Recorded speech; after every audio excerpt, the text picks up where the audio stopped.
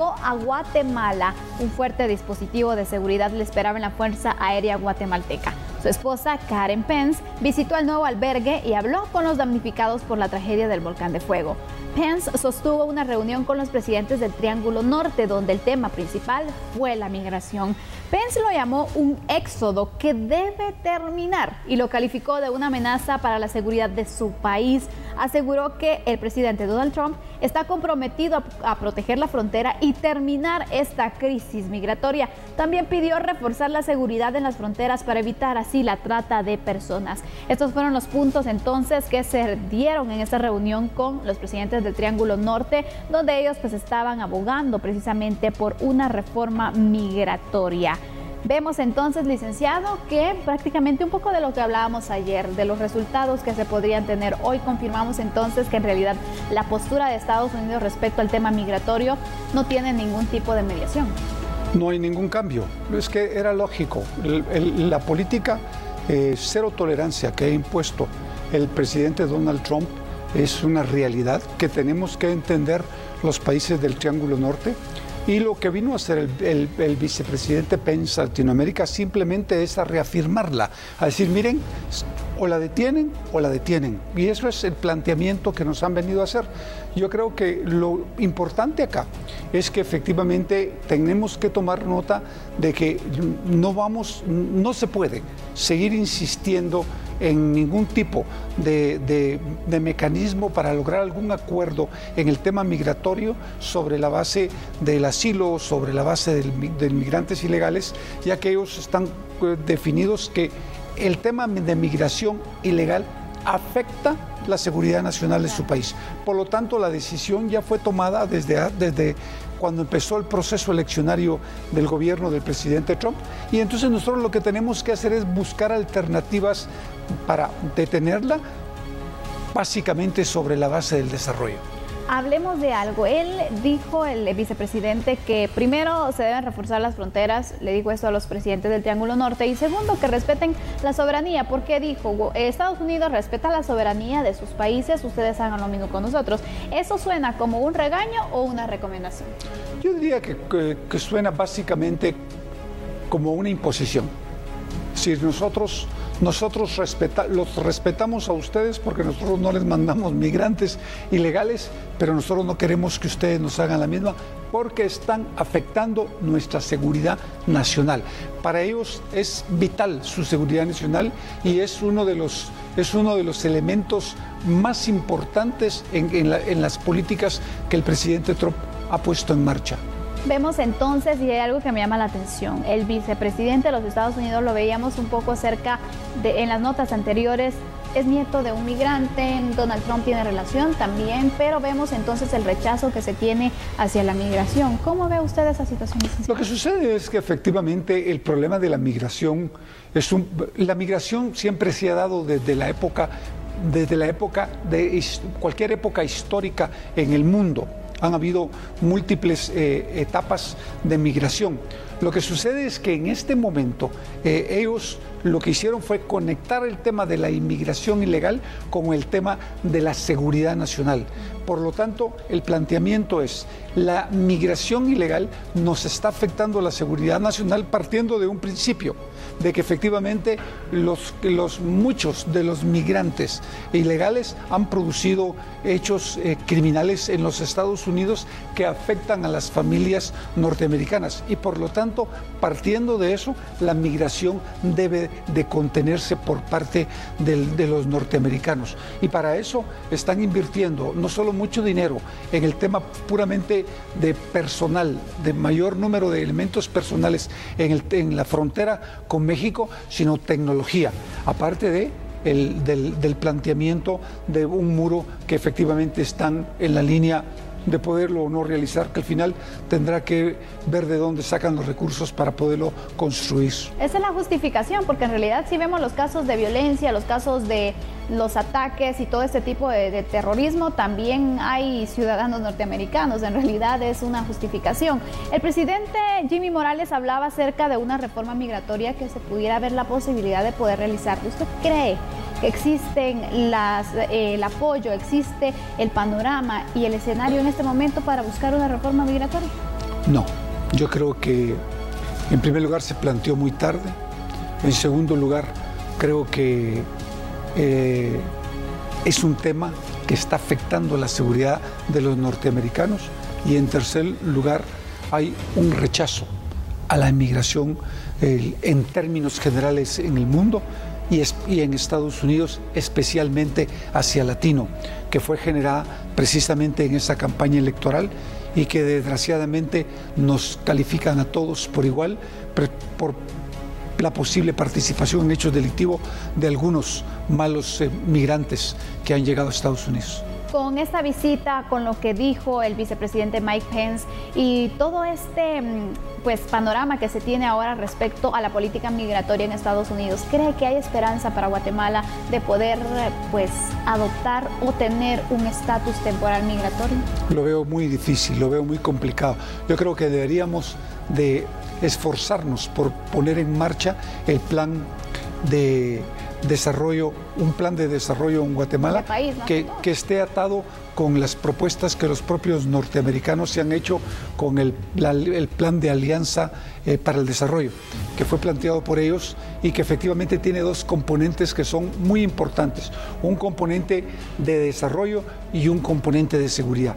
Partiendo de esa base, creo que si logramos contar con los recursos, con los apoyos de la cooperación internacional, pero entrarle a fondo al tema de desarrollo y a cambios en el país, creo que podríamos contener la migración. De otra manera, la migración ilegal va a seguirse trasladando para los Estados Unidos, se va a seguir criminalizando a los migrantes y vamos a seguir teniendo este tipo de advertencias o posiblemente otras que comprometan las pocas ayudas o las muchas ayudas que los norteamericanos dan al país. Vemos que la respuesta fue la misma para todos los países del Triángulo Norte. Es correcto. Y cualquier situación puede afectar incluso al Triángulo Norte. Ahora se podría pensar incluso en algún tipo de política o algún tipo de plan precisamente que una a estos tres países. Yo creo que nosotros los que nos conviene es unificar no solo el tema aduanal, el tema económico, el tema comercial, sino plantearnos como un solo proyecto económico al mundo para que efectivamente nuestros productos puedan ser comprados de mejor manera. Pero hay un elemento que es importantísimo y es que efectivamente los países del Triángulo Norte tenemos que detener los niveles de violencia y de criminalidad que se están produciendo en nuestros países, impulsar el desarrollo fuertemente, mejorar la economía y las oportunidades para los guatemaltecos. De otro modo, estamos condenándonos a seguir exportando guatemaltecos, salvadoreños y hondureños. Yo creo que esto es fundamental entenderlo y sobre todo es fundamental implementarlo en los años venideros. ¿Cuál es la conclusión, licenciado, antes de irnos a la pausa? Creo profundamente en que una de las soluciones es atar el desarrollo con la seguridad para que en el corto, mediano plazo podamos cambiar la dinámica económica, social y política en el país que nos permita desarrollar y generar oportunidades para todos los guatemaltecos por igual.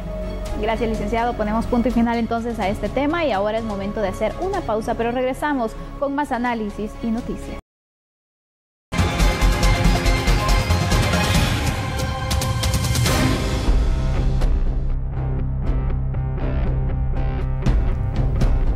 Muchas gracias por continuar con nosotros. Vamos a hablar entonces acerca de este caso, el de la línea. El juez suplente aceptó la solicitud del abogado defensor de la ex intendente de aduanas, hablamos de Claudia Méndez, de beneficiarla con una medida sustitutiva.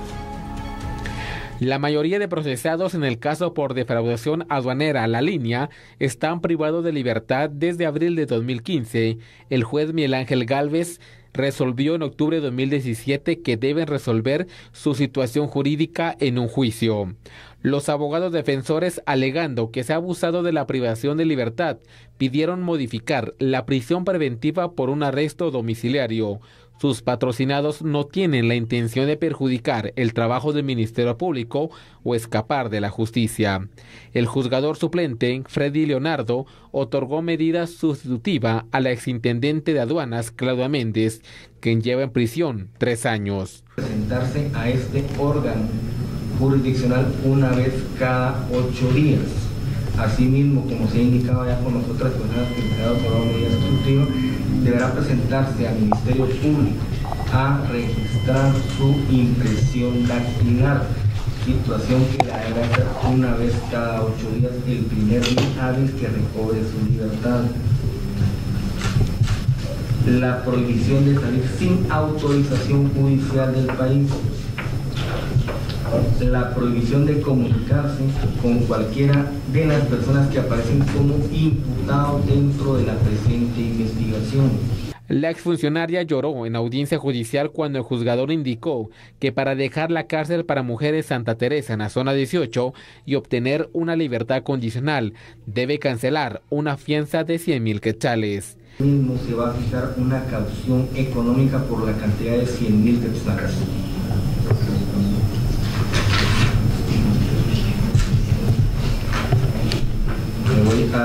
Después de 3 años que se diera a conocer el caso, a la fecha, 12 acusados del proceso han sido beneficiados con medidas sustitutivas, cancelando fianzas de 50 a 200,000 quetzales, respectivamente.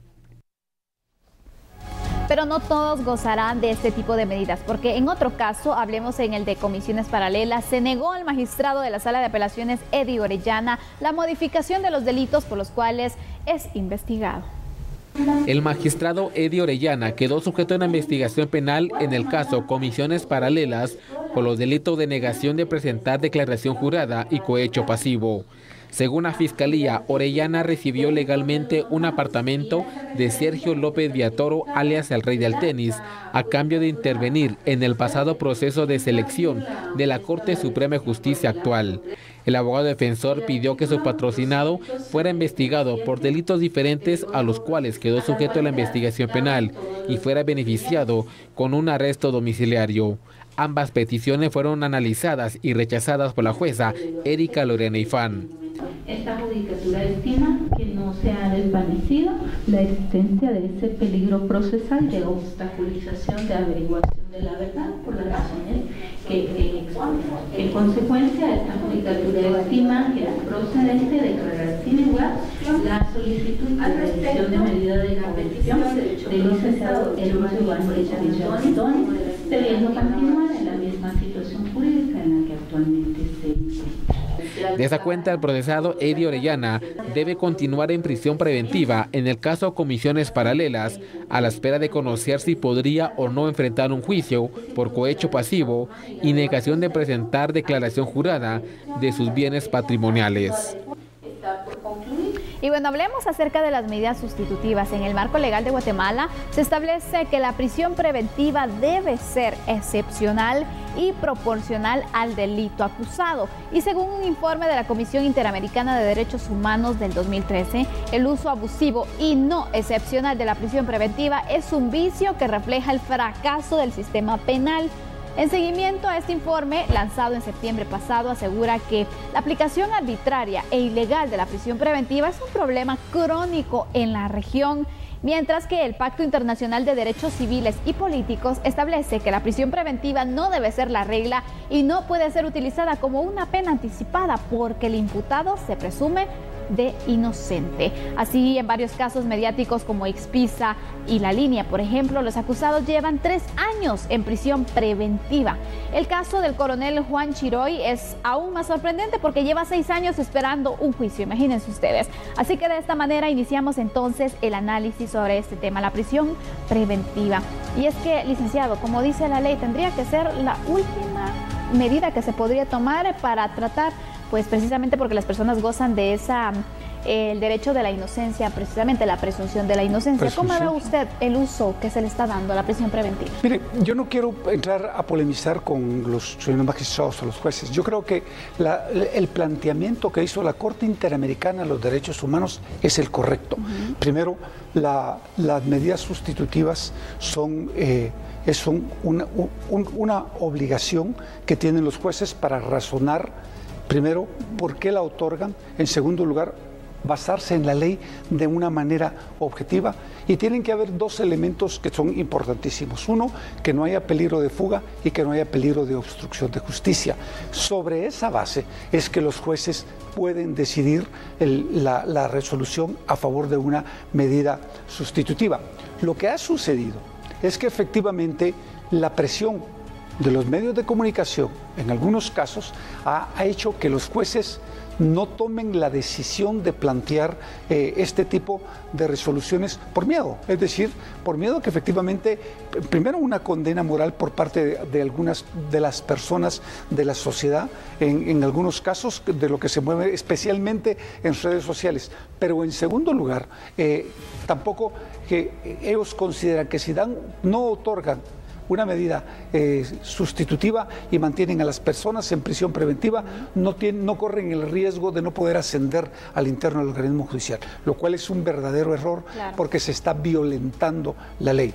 Y la presunción de inocencia es uno de los derechos fundamentales de los acusados. Yo creo que las resoluciones que toman los jueces yo las respeto porque son tomadas de acuerdo con la ley. Es decir, en estos casos efectivamente se puede plantear una medida sustitutiva porque los jueces han considerado que no hay peligro de una fuga definitiva y segundo, no hay peligro de obstrucción de justicia. Y como usted muy bien lo dijo al principio, que era la resolución que había emitido la Corte Interamericana de los Derechos Humanos, es un vicio en Guatemala la prisión preventiva. Y en la región, decía y un vicio crónico en la región centroamericana. Por lo tanto, no debe ser la excepción y no la regla como se ha impuesto en Guatemala. Yo creo que bueno, es aplaudible que efectivamente jueces y magistrados estén entendiendo su papel, claro, y lo más importante, que no reciban presión de absolutamente nadie. Que actúen apegados a derechos realmente. Correcto. Pero vemos entonces en este caso de la línea, donde se les da la medida sustitutiva a la exintendente de aduanas y a otras 4 personas. Han pasado 3 años desde que ellos están enfrentando este juicio, este proceso, y hasta ahora dicen, no hay peligro de fuga, está bien, les vamos a dar un arresto domiciliario, hay que pagar 100,000 quetzales en el caso de la exintendente. ¿Qué ha cambiado hace 3 años con ahora? O sea, ¿qué hay de diferente por lo cual ahora sí les dan la medida sustitutiva? Yo creo que básicamente los jueces están entendiendo la importancia de aplicarla. En segundo lugar, tomaron conciencia de su papel ante la justicia y en tercer lugar, procede. Al proceder la medida sustitutiva, los jueces tienen la obligación legal de otorgarla y eso es fundamental. Yo creo que los guatemaltecos tenemos que entender y aprender a respetar las resoluciones de los jueces. No necesariamente todas las resoluciones de los jueces nos van a gustar, claro, pero las resoluciones de los jueces se supone, y quiero creer que son tomadas conforme derecho y pensando en la justicia sobre todo. ¿Qué se debe considerar o cuáles son los valores que se toman para poder determinar si una persona aplica o no a una medida sustitutiva, licenciado, para que nosotros podamos tener claro el panorama y podamos entender entonces por qué unos pueden aplicar y otros no? Porque depende de esos dos elementos básicamente que le dije, y además que los delitos lo permitan. En este caso, por ejemplo, al no ver, los jueces determinaron que efectivamente no había peligro de una fuga definitiva. Y segundo, que no había peligro de obstrucción de justicia. Por lo tanto, decidieron otorgarla. En otros casos, que cuando se niega las medidas sustitutivas es porque jueces consideran que efectivamente puede haber un peligro de fuga y sobre todo puede haber peligro de obstrucción de justicia y por lo tanto no lo otorgan. Pero yo creo que lo más importante es que los jueces entiendan que su papel es servir sobre todo a la justicia. La conclusión de este tema, licenciado. Eso. La justicia debe prevalecer sobre cualquier cosa. Nadie está por encima de la ley y si los jueces deciden de manera objetiva, de manera imparcial, fundamentados en la ley, otorgar una medida sustitutiva, debe de respetarse porque es una decisión que se ha tomado sobre la base de la sana crítica y sobre el pleno respeto a lo que dice la Constitución y las leyes del país. Gracias por ese análisis. Vemos entonces cómo reacciona y cómo se está dando este tema de la medida sustitutiva, el caso de la prisión preventiva, pero hay otros acusados que también pues han solicitado esta medida. Vamos a darle seguimiento a ver qué otros sindicados son entonces favorecidos con esta medida, así que usted esté pendiente siempre. Bueno, antes de irnos a la pausa, esta información le interesa, así que si usted ha pensado realizar algún tipo de transacción bancaria, alguna gestión, preste mucha atención a la siguiente información, porque el sistema bancario ha dado a conocer que los horarios especiales de atención se tendrán en ventanillas especiales y tradicionales, porque precisamente se cerrarán las agencias y otras sucursales este viernes y el lunes. Tome atención, preste mucha atención a la siguiente nota.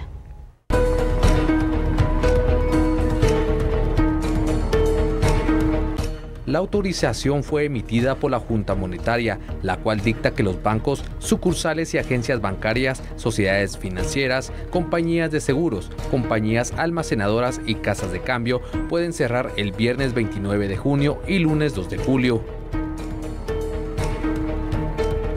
Sin embargo, se establece que queda a discreción de las entidades financieras prestar sus servicios en sus agencias, centros comerciales o en ventanillas especiales.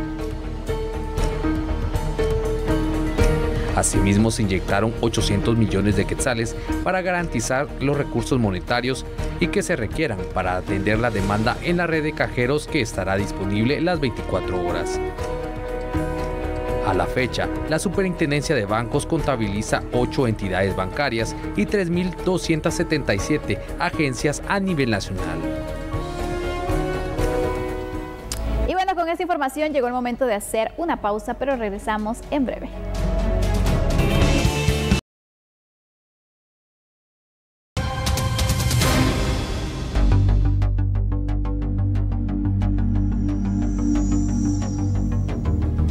Damnificados serán trasladados a nuevos albergues provisionales como parte de la segunda fase de la emergencia por el volcán de fuego. En esta ocasión estamos aquí con parte de los vecinos albergados. Ahorita dentro de poco va a venir otro grupo para que ellos puedan ver con sus propios ojos cómo va a ser los módulos provisionales que van a estar para, bueno, al servicio de ellos, ¿verdad? En lo que se construyen las 1000 casas. La gente tenía un poco de preocupación, ¿verdad? Ya que debido a que desde que fue la emergencia, ahorita con la información que se dio de los módulos, ellos tenían esa inquietud, entonces nosotros tuvimos a bien traerlos para que pudieran observar. En horas de la mañana del jueves, los damnificados por la tragedia del volcán de fuego visitaron el que será su nuevo albergue provisional en Escuintla. Ante la necesidad de vivienda de los afectados, la organización Techo está construyendo 130 módulos habitacionales transitorios para que las familias puedan tener un lugar donde residir por un tiempo. La construcción de las viviendas está a cargo de empresas y el apoyo de 600 voluntarios. Los módulos cuentan con camas para los menores y adultos. En algunos albergues de Escuintla, donde se encuentran actualmente habitando los damnificados, ya tienen fecha límite para desocupar las instalaciones temporales. Tenemos entendidos que en algunos albergues ya les están dando solo hasta mañana para poder permanecer. Sí, efectivamente, ahorita pues nos han dicho que para el 30, ¿verdad? Nosotros estamos ubicados en lo que es el Centro Universitario del Sur, el CUNSUR, ¿verdad? Entonces, nosotros ahorita, como somos varios los que estamos habitando ahí por el momento, no sabemos directamente si nos van a dar acá o en otro lugar. ¿Cómo ven ustedes estas viviendas? Pues están excelentes para mí, que están adecuadas para... ¿Usted viene del rodeo? Del rodeo. Estamos viviendo como, si mucho, como 4 kilómetros de la falda del volcán. ¿verdad? Donde salieron bastante afectados fueron los hermanos de Lolote. Por venir también. Ajá. Y siempre sobre este tema de la emergencia, Monseñor Víctor Hugo Palma, obispo de la diócesis de Escuintla, recuerda los momentos difíciles que vivieron cuando hizo erupción el volcán de fuego y cómo la fe, pero también la solidaridad han hecho que los afectados se levanten poco a poco.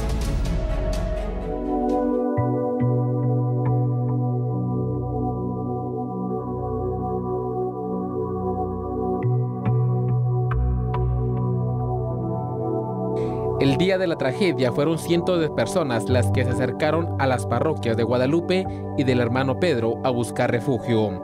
Evidentemente ellos vinieron, ¿verdad?, con su tragedia, se quedaron sin casa, sin nada.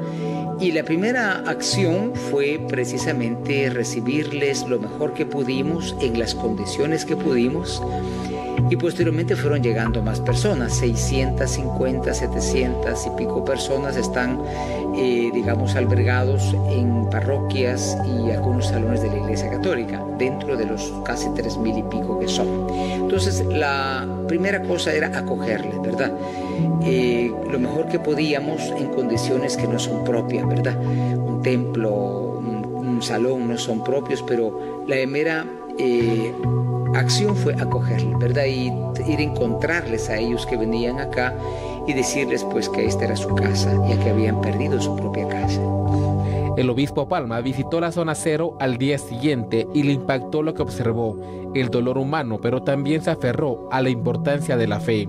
Pero la impresión de lo humano fue todavía peor. Personalmente nunca había visto pues restos humanos carbonizados, ¿verdad? Personas completamente disecadas por el calor y por lo que fueron los gases piroclásticos.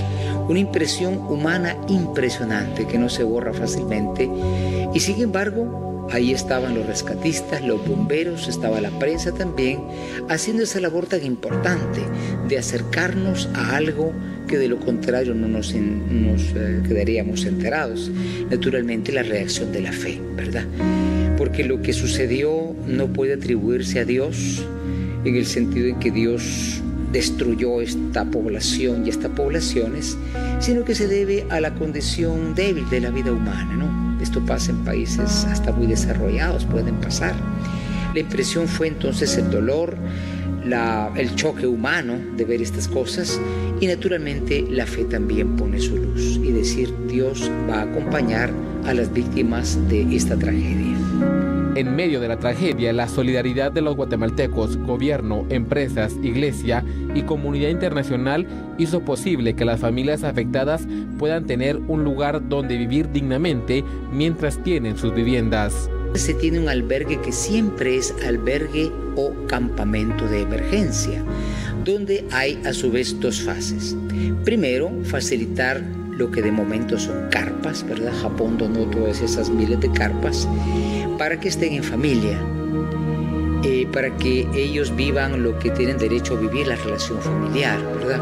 Aunque las carpas son pequeñas, están dentro de un campamento grande.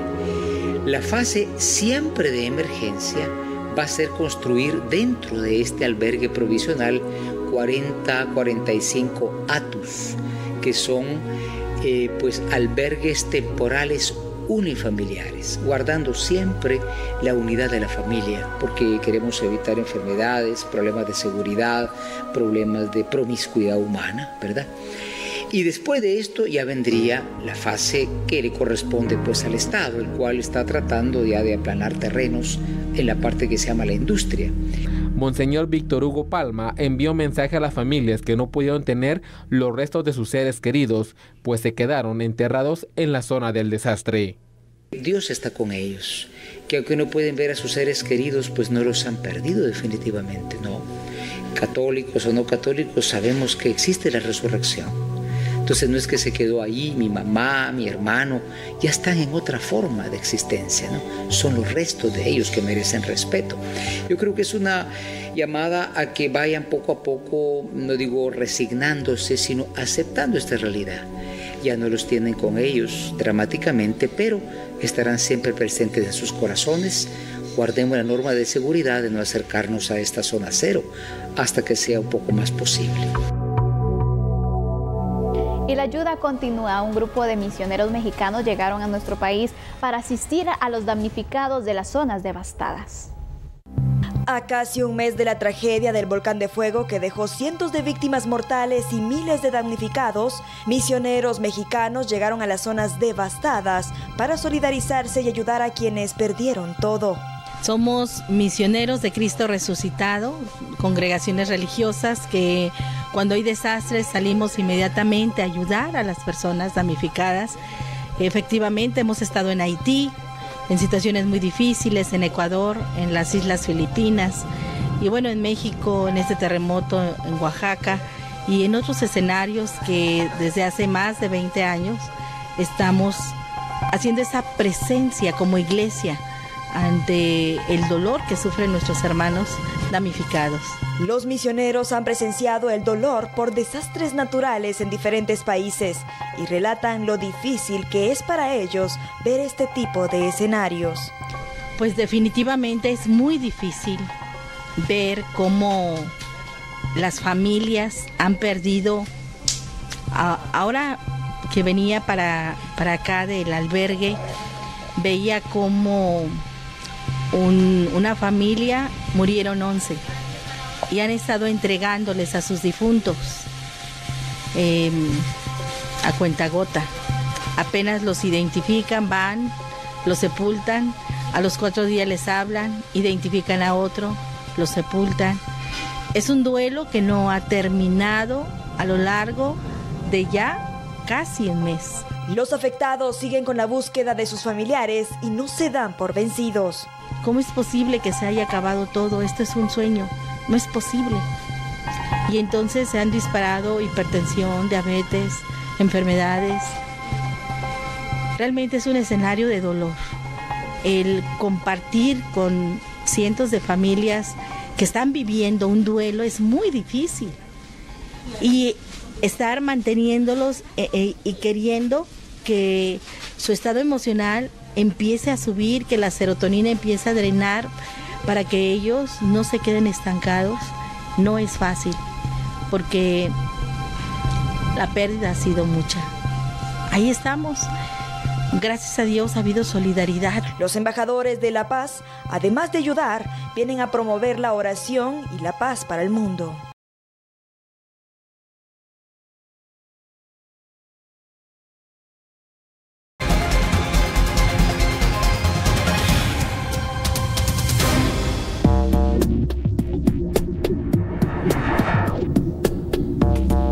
Gracias por continuar con nosotros. Hablemos entonces de esta elección y de este proceso, porque ahora el ingeniero Mulfi Pais ya es el nuevo rector de la Universidad de San Carlos de Guatemala. Fue juramentado precisamente para el periodo 2018-2022. Estará al frente de la tricentenaria.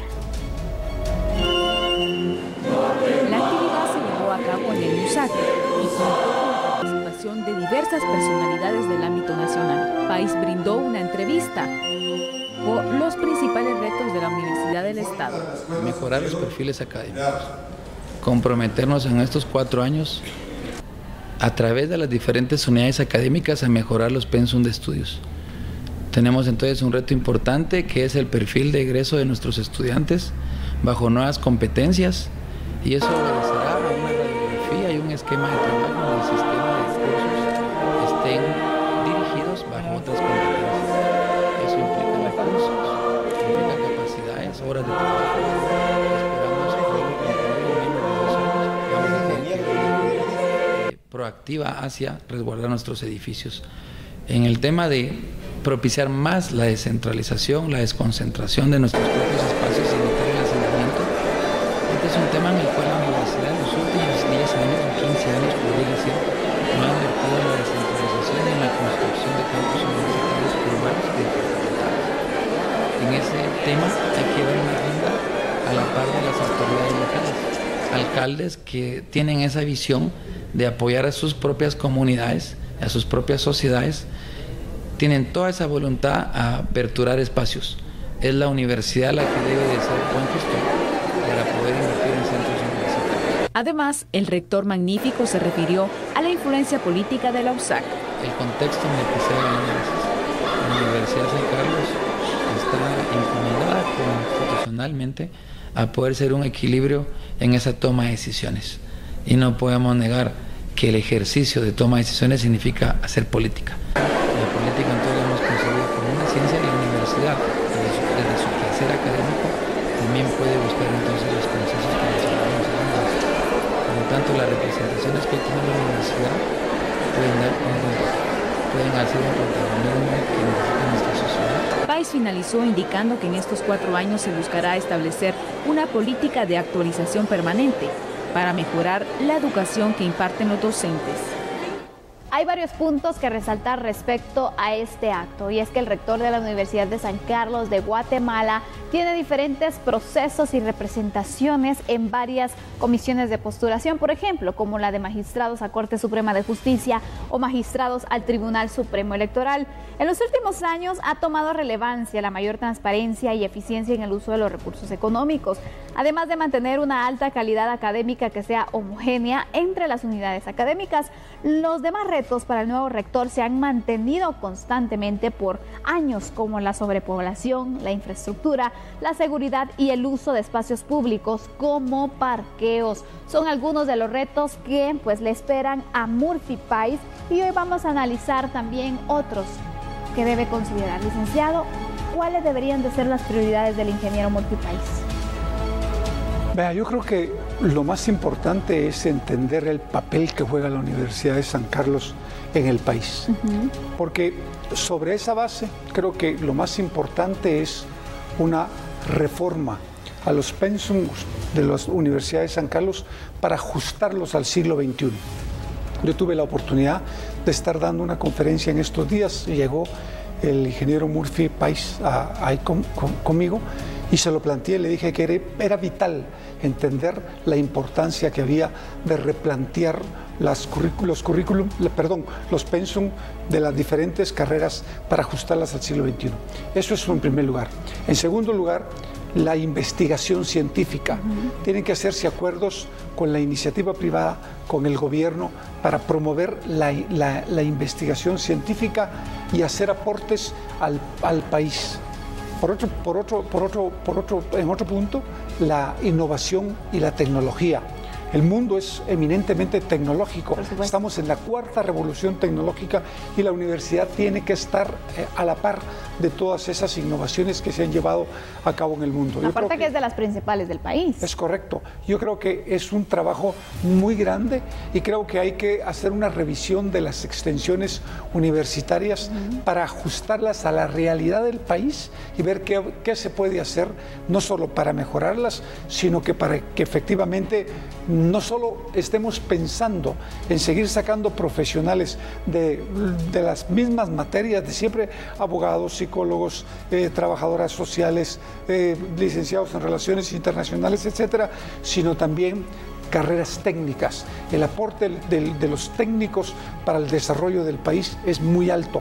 Por lo tanto, la Universidad de San Carlos ya debe de estar pensando en esta nueva línea que va a ayudar a desarrollar el país. Por último, licenciado, el rector de la Universidad de San Carlos de Guatemala es parte de las comisiones de postulación en diferentes procesos que son importantes también para el país, y precisamente el ingeniero Murphy País le tocarán varios en este caso. ¿Cuál sería la recomendación que usted le haría?